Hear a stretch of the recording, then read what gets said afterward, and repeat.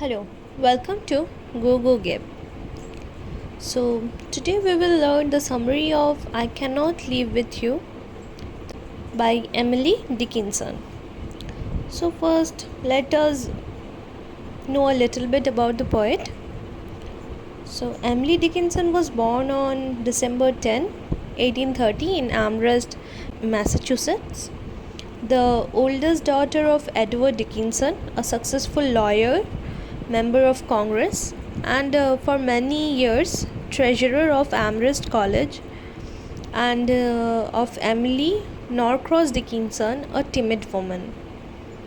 Dickinson was fun loving as a child, very smart, and enjoyed the company of others.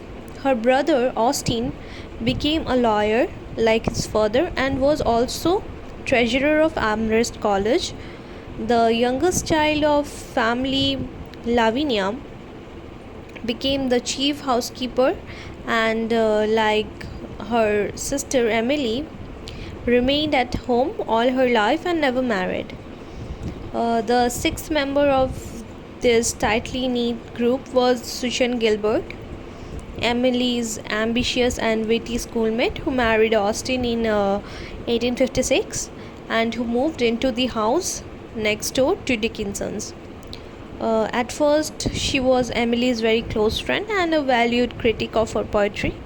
But by 1879, Emily was speaking of her as a pseudo sister and had long since stopped exchanging notes and poems.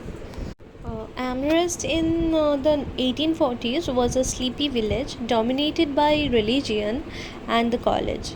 Dickinson was not religious and probably did not like some elements of the town. Concerts were rare, and card games, dancing, and theatre were unheard of. For relaxation, she walked the hills with her dog, visited friends, and read. Dickinson graduated from Amherst Academy in 1847. The following year, she attended Mount Holyoke Female Seminary, but because of her fragile health, she did not return. At the age of 17, she settled into Dickinson's home and turned herself into a housekeeper and a more than ordinary observer of Amherst life. So, first, let's go through the poem. I cannot live with you. It would be life, and life is over there, behind the shelf. The sexton keeps the key to putting up. Our life is porcelain, like a cup, discarded of the housewife, quaint or broke. A newer Severus pleases. Old ones crack.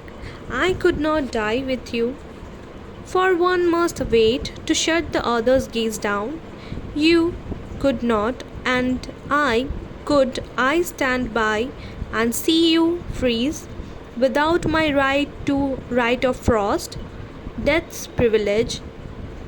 Nor could I rise with you, because your face would put out Jesus, that new grace glow plain and foreign on my homesick eye, except that you than he shone closer by. They would judge us how, for you served heaven, or sought to. I could not, because you saturated sight, and I had no more eyes for sordid excellence as paradise, and where you lost I would be, though my name rang loudest on the heavenly fame, and where you saved and I condemned to be, where you were not, that self were hell to me, so we must meet apart. You there, I here, with just the door ajar, that oceans are, and prayer, and that wide sustenance disappear. So let's see the explanation. I cannot live with you, it would be life, and life is over there behind the shelf. The speaker is addressing a person and telling that person that she cannot live there with him. She tells him that to live with him would be life itself. It seems strange that she could not want to live with him if she herself admits that to live with him would be life itself. But then she goes into deeper details. She claims that life is over there and describes it as being something behind the shelf. It is almost as if the speaker does not believe herself to have access to life. Next stanza. The sexton keeps the key to putting up our life, his porcelain like a cup. This stanza is a fascinating explanation from the speaker. She has already told the subject that she cannot live with him because that would be life, and life is not accessible to her. Now she introduces another character, the sexton. The sexton was a person who would be in charge of churchyard. He was once referred to as a grave digger. In the days of grave digger and churchyard watcher, people were occasionally buried alive. It is terrifying idea, and because of this, the safety coffin was patented. The safety coffin had a bell. The person inside could ring if for some reason he or she woke up to find themselves buried alive. The grave digger, if he heard a bell ringing, would dig up the grave.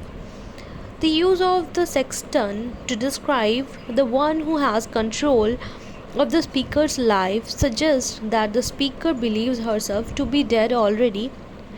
Somehow, the speaker does not feel in control of her own life, but at the mercy of one who might dig her up out of the grave. Still speaking to the same person she began speaking to, she says, "Our life is porcelain like a cup." This reveals that the sexton symbolizes God. However, the speaker does not portray a loving God that allows people to live, but one that seems to keep people in their graves or on a shelf like a porcelain figurine or a decorative cup which gives him pleasure to look at, to own.